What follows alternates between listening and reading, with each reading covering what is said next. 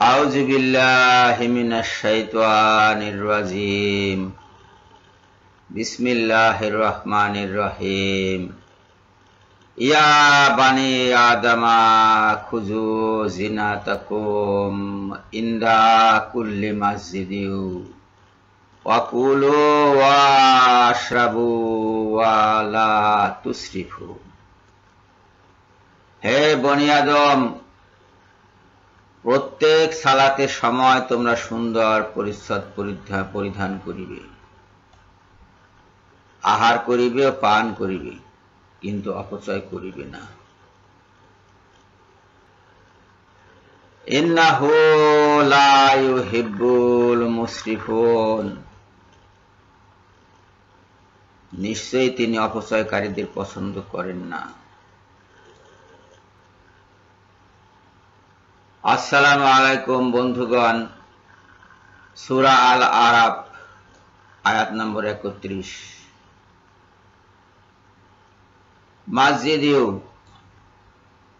অনুবাদ করা হয়েছে সালাত।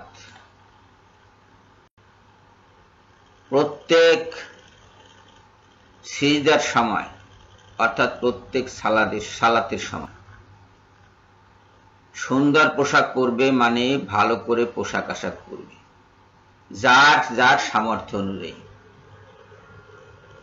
আর পান করবে, আহার করবে, কিন্তু অপচয় করবে না।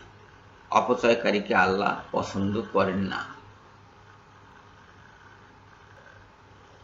এই আয়াত স্পষ্টত প্রমাণ করছে যে সালাত একটি আনুষ্ঠানিক ইবাদত, রিচুয়াল প্রেয়ার, যা কথিত আহলে কুরআনগণ অস্বীকার করে থাকেন। তারা বলেন যে সালাত মানে এই নামাজ নয়, এটা আনুষ্ঠানিক কোনো ইবাদত নয়।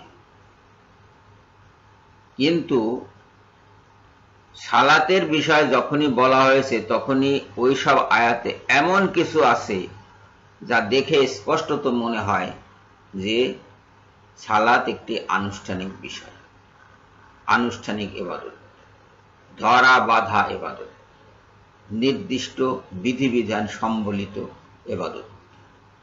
এতে কোনো সন্দেহ নাই। কথিত আহলে কোরআন মানার কথা বলে, কিন্তু কোরআন তারা বোঝেও না, মানেও না। তারা যে বোঝে না সেটাও তারা জানে না, তারা যে মানে না সেটাও তারা জানে না।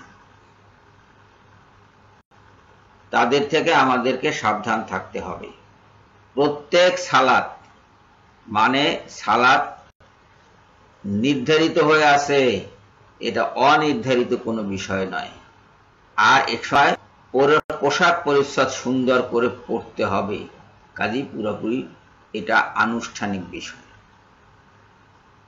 আর খাওয়া পড়ার ব্যাপারে, পানাহারের ব্যাপারে মিতব্যয়ী হতে হবে, অপচয়ী হলে হবে না। অপচয়ীদেরকে আল্লাহ পছন্দ করেন না। সবাইকে ধন্যবাদ জানিয়ে এখনকার মতো বিদায় হচ্ছি। আল্লাহ হাফেজ।